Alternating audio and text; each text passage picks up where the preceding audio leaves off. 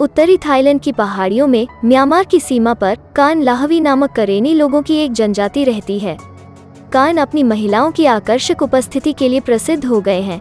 गले में अंगूठियां या कुंडल पहने हुए हैं, जिससे ऐसा लगता है कि गर्दन फैली हुई है और उनका सिर सोने के एक आसन के ऊपर तैर रहा है। इस प्रकार एक सदियों पुरानी परंपरा का सम्मान करते हुए, हालांकि कुछ अटकलें हैं कि किन कारणों से महिलाओं ने अंगूठियां पहनना शुरू कर दिया और आज भी उन्हें पहनने का क्या उद्देश्य है। पूछे जाने पर कान महिलाओं के पास भी इसका सीधा जवाब नहीं है।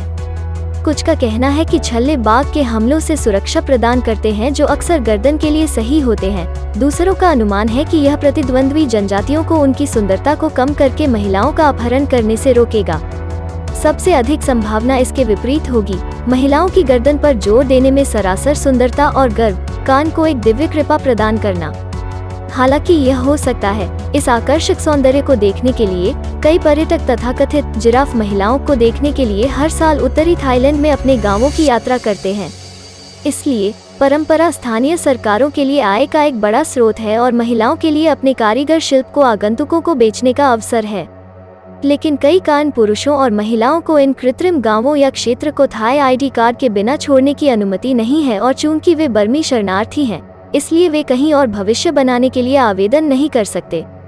कानूनी नागरिकता के बिना उनके पास पानी, बिजली, बुनियादी ढांचे, स्वास्थ्य देखभाल और शिक्षा तक सीमित पहुंच है। स्थानीय स्कूल छठी कक्षा से ऊपर की शिक्षा प्रदान नहीं करते हैं और बिना आईडी कार्ड के कान लोगों को स्वास्थ्य बीमा का अधिकार नहीं है, जिसका अर्थ है कि पर्यटकों को हस्तशिल्प बेचने वाली छोटी मजदूरी के लिए अस्पताल का दौरा वहनीय नहीं है। 2 दशक पहले करेनी और बर्मी सरकार के बीच तीव्र गृहयुद्ध के कारण कान लोग म्यांमार से थाईलैंड की उत्तरी पहाड़ियों की ओर भाग गए। थाई सरकार ने उन्हें आर्थिक प्रवासियों के रूप में प्रवेश दिया, न कि शरणार्थियों के रूप में। उन्हें संरक्षित गांवों में रखा गया था, जहां वे पर्यटकों और स्थानीय सरकारों के लिए तब से पैसा बनाने के लिए प्रदर्शित होते रहे हैं। इन पहाड़ी जनजातियों द्वारा महिलाओं की असामान्य उपस्थिति को देखने और तस्वीरें लेने के लिए प्रति वर्ष अनुमानित 40,000 पर्यटक $8-16 के बीच भुगतान करते हैं। दुर्भाग्य से प्रवेश शुल्क शायद ही कभी ग्रामीणों को सीधे दिया जाता है। इसके बजाय गले में अंगूठी पहनने वाली महिलाएं ट्रिंकेट, शिल्प और फोटो अवसर बेचती हैं। अनिवार्य रूप से लिव इन उपहार की दुकान में काम करती हैं। निवासियों को भोजन और प्रसाधन सामग्री का भत्ता और हस्तशिल्प की बिक्री से लाभ मिलता है, और पीतल की अंगूठी पहनने वाली महिलाओं को अतिरिक्त वेतन मिलता है।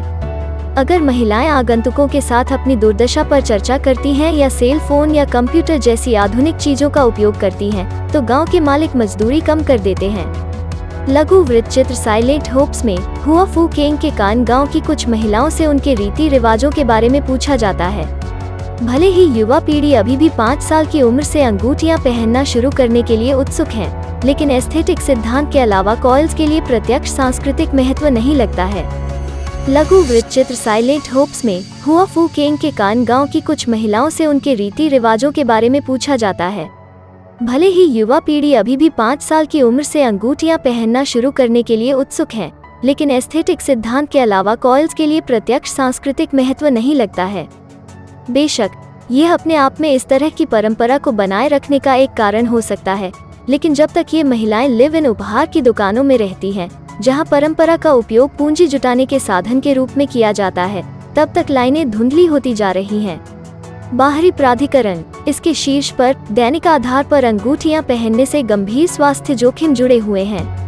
ऐसा लग सकता है कि छल्ले गर्दन में खिंचाव का कारण बनते हैं और सिर सुनहरी जंजीरों के एक आसन के ऊपर तैरता है, लेकिन वास्तव में उनका वजन कॉलर की हड्डी को नीचे धकेल रहा है, जिससे रीढ़ में कशेरुक ढह जाता है। शायद ही कभी कॉइल पीठ और गर्दन में चोट का कारण बनते हैं, लेकिन स्वास्थ्य बीमा और अस्पतालों तक आसान पहुंच के बिना कई दर्द से राहत पाने के लिए सुपारी और पत्तियों को चबाते हैं, जो अत्यधिक नशे की लत है। यह सब हमें आश्चर्यचकित करता है। जब तक थाई अधिकारियों द्वारा संरक्षित गांवों में उनका शोषण किया जाता है, तब तक कान लोगों का दौरा करना कितना नैतिक है, जब तक कि उन्हें उनकी कानूनी नागरिकता और अपने निर्णय लेने के अधिकार नहीं दिए जाते हैं। यह सब हमें आश्चर्यचकित करता है। जब तक थाई अधिकारियों द्वारा संरक्षित गांवों में उनका शोषण किया जाता है, तब तक कायन लोगों का दौरा करना कितना नैतिक है, जब तक कि उन्हें उनकी कानूनी नागरिकता और अपने निर्णय लेने के अधिकार नहीं दिए जाते हैं।